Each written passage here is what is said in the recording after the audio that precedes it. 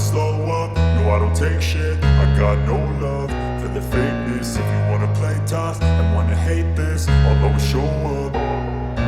I don't ever slow up, no I don't take shit. I got no love for the fakeness. If you wanna play tough and wanna hate this, I'll always show up and make a statement. I don't ever slow up, no I don't take shit. I got no love for the fakeness. If you wanna play tough and wanna hate this, I'll always show up and make a statement. Everything I do so instinctive and so passionate. Every word I move so descriptive like an adjective. I got a vendetta against people who patented being negative when you should be getting after it.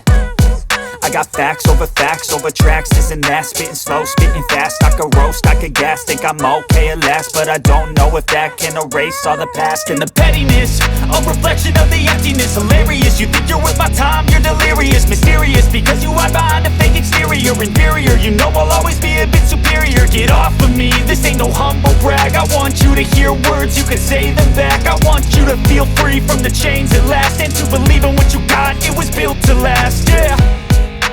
Now that I've been put through hell, I never got anyone's help. I had to do it all myself. I don't ever slow up, no I don't take shit. I got no love for the fakeness. If you wanna play tough and wanna hate this, I'll always show up and make a statement. I don't ever slow up, no I don't take shit. I got no love for the fakeness. If you wanna play tough and wanna hate this, I'll always show up and make a statement. Gonna learn the consequence of being incompetent. Mental health is confidence, dreams and some honestness. I'm not here to save the day, that's for you to take away. I could play a million mind games, but instead I say something not illogical, something that is topical. Rub it on and watch it go, make yourself unstoppable. Dreams are irresponsible, but they're always possible. If you just believe, you could be so remarkable. Thoughts in my head, a collage and they spread. I'll be great one day, going off of my meds. No, I'm not giving up, no, I'm not giving in. I will make it to the top, taking off in the wind. I gotta make it, I'm saving every day to taste it. I'm patient, but my mind, it can hardly take it. I'm chasing a dream that I've had for several ages. A vacant, modern kingdom for the taking. Now that I've been put through hell, I never got anyone's help. I had to do it all myself. I don't ever slow up, no I don't take shit. I got no love for the fakeness. If you wanna play tough and wanna hate this, I'll always show up and make a statement. I don't ever slow up, no I don't take shit. I got no love for the fakeness. If you wanna play tough and wanna hate this, I'll always show up and make a statement. I don't ever slow up, no I don't take shit. I got no love for the fakeness. If you wanna play tough and wanna hate this, I'll always show up.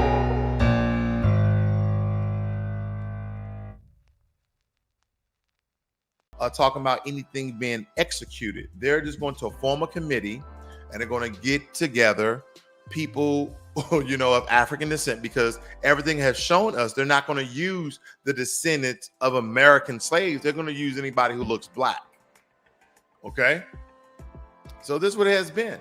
It says here is that after more than 3 decades, the legislation, after 3 decades, family, that's 30 years, named after the broken promise of 40 acres and a mule by the federal government to formerly enslaved people, H.R. 40 was approved by a House committee.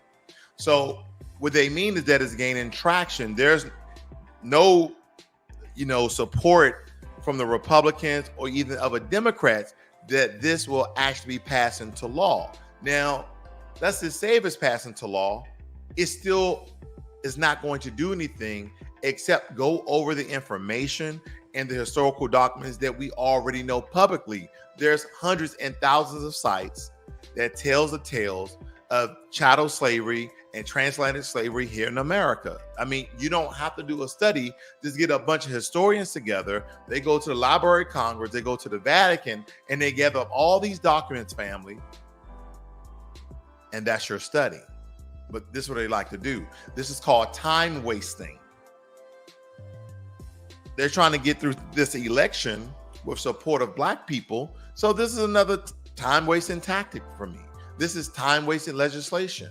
But nonetheless, we're going to entertainment first and foremost, African American. So that means that anyone of African descent, no matter where they're from, no matter when they came to America, as long as they are African descent and have their American citizenship, it applies to them.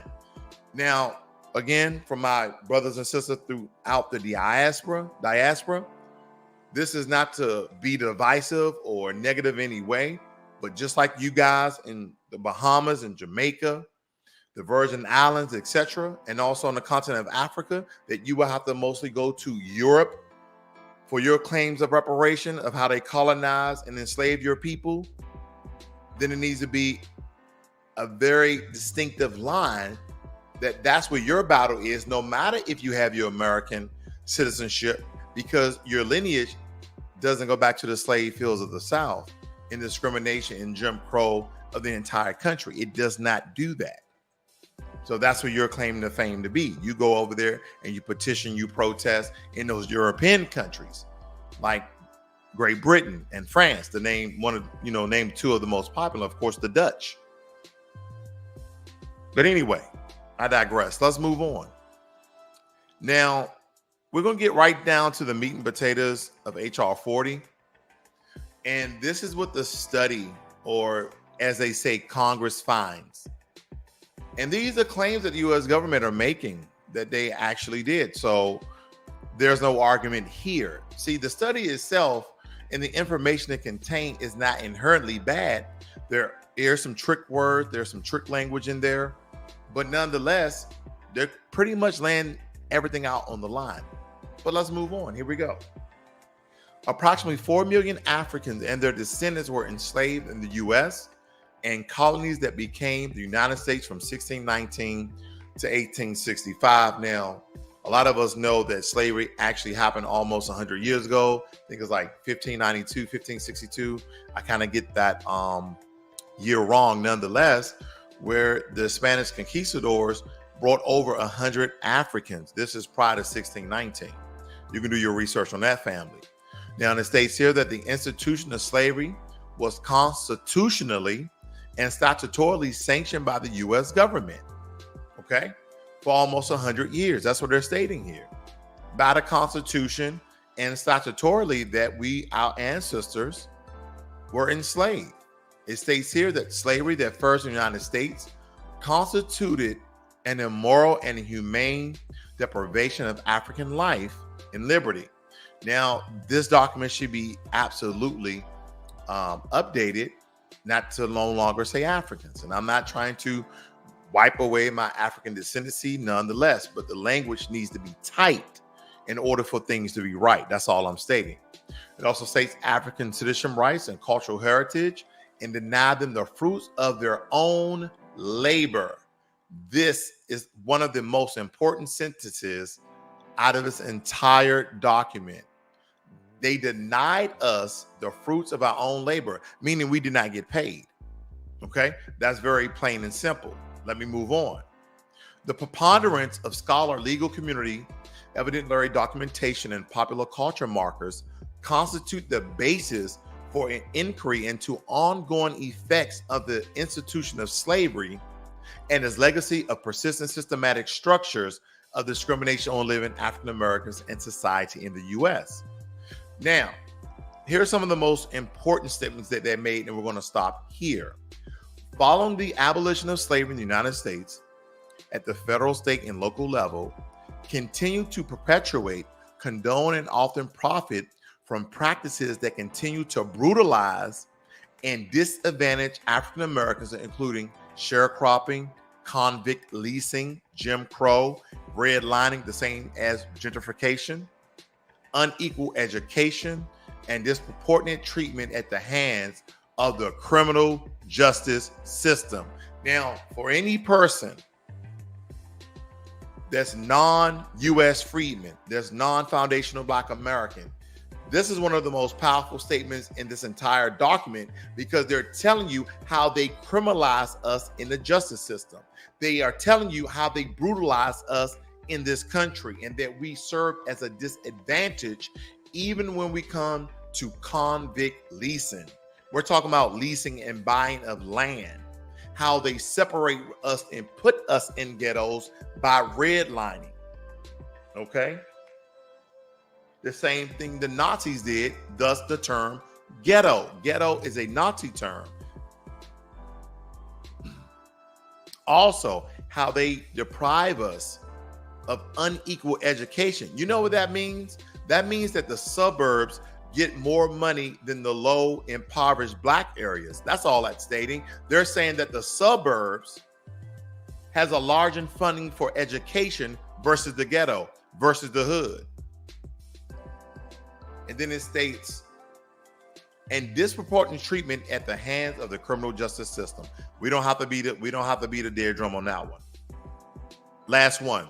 As a result of the historic and continued discrimination, Black Americans continue to suffer debilitating economic, educational, and health hardships, included but not limited to, have nearly 1 million Black people incarcerated. This is the admittance, family, of the U.S. government stating the reason that Black Americans are in the condition that they are in now is because of what they have done and not what we have done to ourselves. Does that make any sense? This is what they're stating. So for all those boot-looking coons, I made it out the mud, I grassroots. Just because they allow one token Negro pass doesn't mean that the entire population can collaborate together is in shambles, according to U.S. poverty levels. Black Americans, we have the most homeless people according to the percent of our population, and it's not by our own hands. And this is the admittance of that. Let me read it again. It says Black Americans continue to suffer debilitating economic, meaning money, meaning social economic status, education, where a lot of us can't afford to go to college and trade schools because of our economic condition, and health hardships, meaning we make so little money we cannot even afford adequate health care. That is what it's saying. Then it states how it has over criminalized Black people, with a result that has nearly 1 million Black people incarcerated.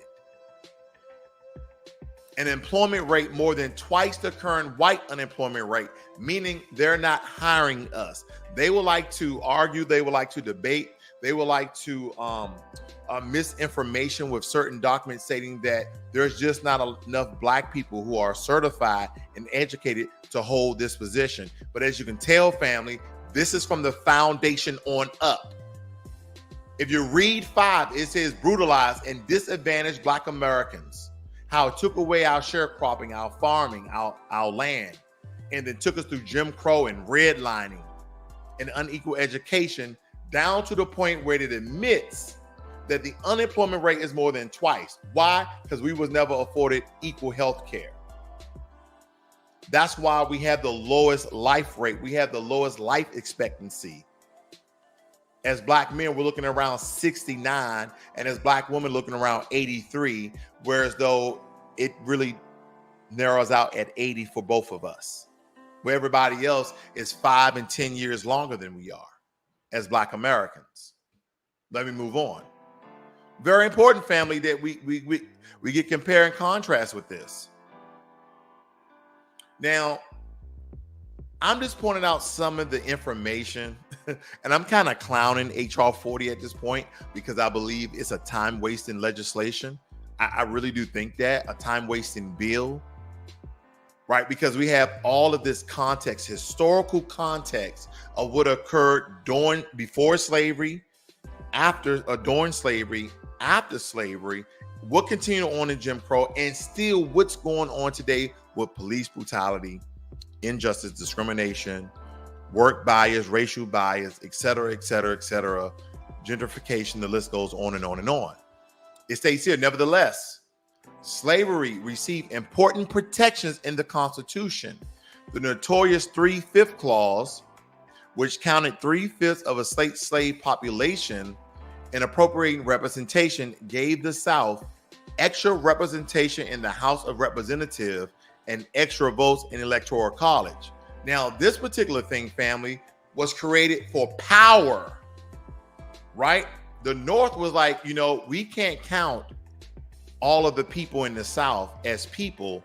because if we count the slaves, they will outnumber us. And even with the amount of slaves that the South had, they still outnumbered the North.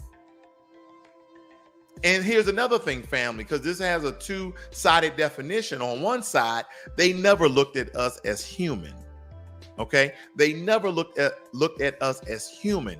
Thus, the 3/5. The 3/5 part came into power that the North wanted to balance the toll of rates of how many votes that those Southern Dixiecrats had at the time. Very important. Okay, so not thinking that we're human, and of course for power. It says here, we hold these truths to be self-evident, that all men are created equal, that they are endowed by their creator with certain unalienable rights, that among these are life, liberty, and the pursuit of happiness. When they created the country, 1776, Declaration of Independence. Then it says here, yet at the time that these good old foundational fathers of America that everybody praises with constitutional this and constitutional that, yet at the time, for those red-blooded Black Americans who be coon licking and buck dancing, talking about the Constitution, the Constitution, the Constitution, that you were not even considered a freaking citizen. I digress. Yet at these times, words were written, more than 500 Black Americans were slaves, as we are all created equally, but they did not consider us men. They consider us property. And that's what people go, oh, where the Constitution said, shut your mouth up. You a fool. You are a fool if you think that. I hear it all over on social media, Facebook, Instagram, Clubhouse, and YouTube, where if you refer to the Constitution, there were more than 500,000 enslaved Black Americans as they was writing this document. We were not considered men. That's when you know when you're around a bunch of coons or you are around uneducated people who didn't take the time to read and think it through. This is common sense. You can't enslave the entire population of Black people and then say we all can.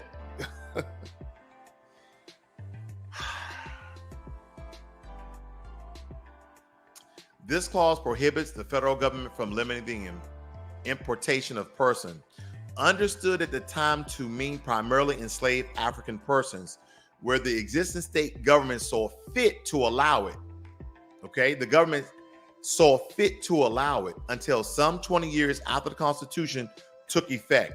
It was a compromise between Southern states where slavery was pivotal to the economy. We was the economy. Without slaves, there was no economy in the South, let alone North America in general, because they would like to just to tell you that they had slaves in Georgia, Louisiana, Texas, etc. There were slaves all over America. There were slaves in New York. There were slaves in Pennsylvania. So they just think that slavery came from the South. No, it was in the entire U.S. The only difference is some states like Washington State and Oregon, they just abolished slavery in their state a lot sooner. That's all that is. They had slaves everywhere at one point. Those states just abolished slavery a lot sooner. And here's another thing. Even though they abolished slavery in those states, they were going through their own form of Jim Crow early before those guys in the South were still in slavery. Good afternoon, Brent C. and Quat Man. Quat Man says Sheila Jackson Lee has been taking this ish to Europe, the Vatican, etc., and asking apologies and acknowledgement. Exactly. We don't need no apology. We don't need no apologies, no acknowledgement. Cut the check. You shouldn't be over there. You are a U.S. Congresswoman. You should be, if you're going to pass H.R. 40, then pass a damn thing and tell us how you're going to cut the check. We don't need no damn apology from a Vatican. We don't need a Vatican. I saw that on TV, acknowledging that they played a role in the translated slave trade. We all know you did. It's all in your books, your public books and your private books of Vatican. Since we are demanding them, they're trying to keep the focus on this BS, but it's going down. Absolutely. It's called time wasting, my friend. Then it states here, there is a sense in which the clause is no longer constitutionally relevant since it expired in 1808. It doesn't matter when it expired. That portion right there already told us that the U.S. government, when this country was formed, was complicit with slavery. They allowed it. Then they wrote the Declaration of Independence, talking about all men are created equal, while over 500,000 Black Americans were enslaved. It's a contradiction to the very foundation that we pride ourselves of, good old red-blooded Americans, according to the founding fathers. Because that's what everybody, the founding fathers wanted this, the founding fathers. I'm not going to lie. I understand when a white guy does it, but when I see a Black guy refer to the founding fathers as some great heroes of civilizing the United States of America, man, give me a break. Give me a freaking break. During that time period, popular support for the abolition of slave trade and slavery itself increased both the United States and other countries. So slavery still was not over. Absolutely. Moving on. The Constitution speaks of people, citizens, persons, other persons, a euphemism for slaves and Indians not taxed. It states here in which case their tax exemption status and not their skin color. The first reference to race and color occurred in the 15th Amendment's guarantee of the right to vote. So all over the spectrum of the Constitution is telling you how we were not citizens, we were not considered men, we had no rights absolutely at all.